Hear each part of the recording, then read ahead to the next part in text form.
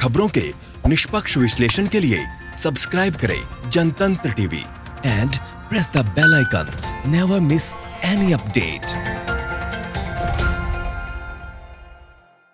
नमस्कार, आप देख रहे हैं जनतंत्र टीवी। मैं हूं आपके साथ रोमिता तिवारी। शुरुआत बुलेटिन की इस वक्त एक बड़ी खबर के साथ जो कि वाराणसी से मिल रही है।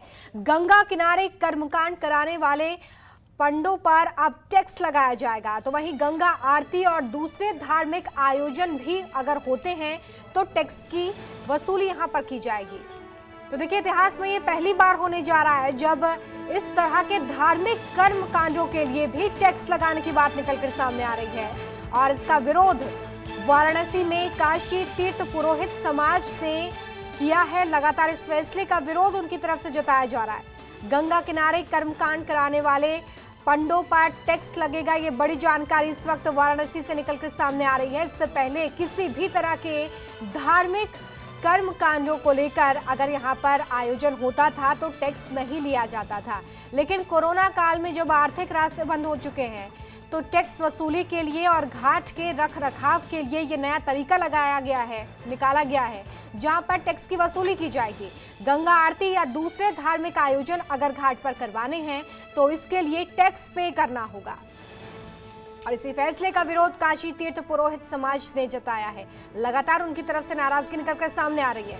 दरअसल काशी के सभी घाट बहुत मनोरम हैं। उनमें से कुछ घाट ऐसे हैं जिनका पौराणिक दृष्टि से खास महत्व है, जिनमें से हरिश्चंद्र घाट मुख्य माना जाता है। ताजा अपडेट्स के साथ हमारे साथ अमित सिंह फोन लाइन पे जुड़ गए हैं। अमित, इतिहास में ये पहली बार जब धार्मिक आयोजन और कर्मकांड के लिए टैक्स वसूलने की बात निकलकर सामने आ रही है, क्या अपडेट है आपके पास? जी अमित। 2020 उपविधि 2020 की घोषणा की है और इस जो नया सर्कुलर जारी हुआ है उस नए सर्कुलर में नदी किनारे रख रखाव को लेकर, संरक्षण और नियंत्रण को लेकर जो नया सर्कुलर जारी हुआ है उस सर्कुलर के मुताबिक जो घाट किनारे जो पंडे हैं उनको 100 रुपए शुल्क के तौर पर वार्षिक अदा करना होगा। इसके अलावा जो प्रतिदिन धार्मिक आयोजन होते हैं घाट किनारे उनके लिए भी शुल्क की घोषणा की गई है। 4000 रुपए जो गंगा आरती कराते हैं उन संस्थाओं पर, और अगर किसी का व्यक्तिगत रूप से कोई आयोजन हो रहा है तो 500 रुपए प्रतिदिन के हिसाब से उसको शुल्क जमा करना होगा। इसका विरोध शुरू हो गया है। राजनीतिक विरोध तो हो ही रहा है, जो सांस्कृतिक संगठन है वो भी इसका विरोध शुरू कर दिए हैं। काशी तीर्थ पुरोहित संघ ने इसका विरोध किया है, सुबह बनारस ने इसका विरोध किया है। कन्हैया त्रिपाठी जी जुड़ गए हैं, अध्यक्ष हैं काशी पुरोहित समाज के। बहुत स्वागत है आपका कन्हैया जी। जी, मैं आपसे जानना चाहूंगी कि जिस तरीके से फैसला लिया गया है कि कर्मकांड अगर घाट पर कराए जाते हैं तो उसके लिए पंडों को टैक्स पे करना होगा, साथ ही धार्मिक आयोजन भी अगर होता है तो टैक्स पे करना होगा, किस तरीके से आप इस फैसले को देख रहे हैं? क्या सहमत है या विरोध किया जा रहा है?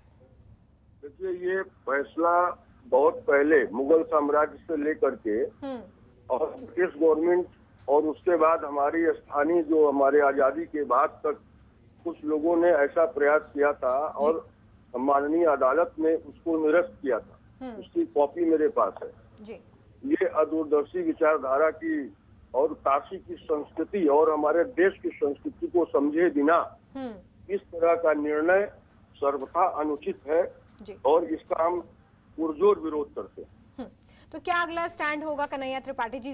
जिस तरीके से आपने जिक्र भी किया कि आपके पास उस याचिका की कॉपी भी मौजूद है, तो अगला स्टैंड आप लोगों का क्या होने वाला है?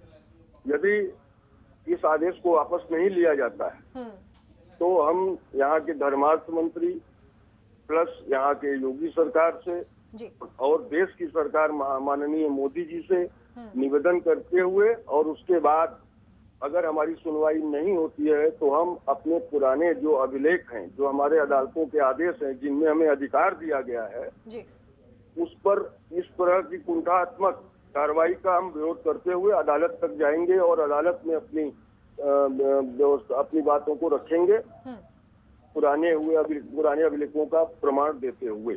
चलिए, तो कोर्ट का दरवाजा खटखटाने की बात यहाँ पर कन्हैया त्रिपाठी जी करते नजर आ रहे हैं। बहुत शुक्रिया कन्हैया जी हमारे साथ बातचीत करने के लिए, समय देने के लिए। तो देखिए, वाराणसी में गंगा किनारे कर्मकांड अगर कराया जाता है तो पंडों से जो टैक्स है वो वसूला जाएगा। साथ ही धार्मिक आयोजन भी अगर होता है तो इसके लिए टैक्स पे करना होगा। अमित हमारे साथ, हमारे संवाददाता लगातार जुड़े हुए हैं। अमित, यहाँ पर हमने जो पुरोहित समाज है उनके अध्यक्ष से बातचीत की, वो ये बताते हुए नजर आ रहे हैं कि अगर ये पूरा आदेश वापस नहीं लिया जाता है तो आगे कानूनी लड़ाई के लिए भी वो तैयार है। 1720 में इस तरीके का जो टैक्स जरिया के नाम से हम जानते हैं, वो 1720 में मोहम्मद शाह रंगीला ने वापस लिया था। उसके बाद से ऐसी कोशिशें बीच में 150-200 साल नहीं हुई थी। 1800 के आसपास ऐसी कोशिशें हुई थी और 1950 तक 2 बार 3 बार ये मामला अदालत में गया था और अदालत ने बिल्कुल स्पष्ट कर दिया था कि सांस्कृतिक और धार्मिक आयोजनों के लिए किसी तरीके का कोई टैक्स नहीं ले सकता है। पंडित जवाहरलाल नेहरू ने पंडों की तरफ से कोर्ट में इस मामले के खिलाफ सरकार के खिलाफ केस लड़ा था, अंग्रेज सरकार के खिलाफ। तो ये एक ऐतिहासिक दस्तावेज है और क्या सोचकर नगर निगम ने ये टैक्स लगाया है वो तो अब नगर निगम के अधिकारी ही बता पाएंगे। फिलहाल अधिकारी बचने की कोशिश कर रहे हैं, लेकिन बड़ा सवाल ये भी है कि जिस शहर से, जिस विधानसभा क्षेत्र से विधायक चुनकर मंत्री बनते हैं नीलकंठ तिवारी, जो सूबे के पर्यटन एवं संस्कृति मंत्री हैं, तो वो कैसे इस आदेश को देख रहे हैं, ये भी देखना बड़ा महत्वपूर्ण होगा। क्योंकि ये जो फैसला जिस तरीके से पुरोहित समाज के अध्यक्ष ने कहा कि ऐसी कोशिशें तो पहले भी कभी सफल नहीं हो पाई थी और अब तो आप दावा करते हैं कि ये बिल्कुल ये देखना होगा कि आगे इस मसले में क्या कुछ होता है। अमित, नजरें बना के रखें, अपडेट आपसे आगे मिलेंगे। फिलहाल बहुत शुक्रिया इस तमाम जानकारी के लिए।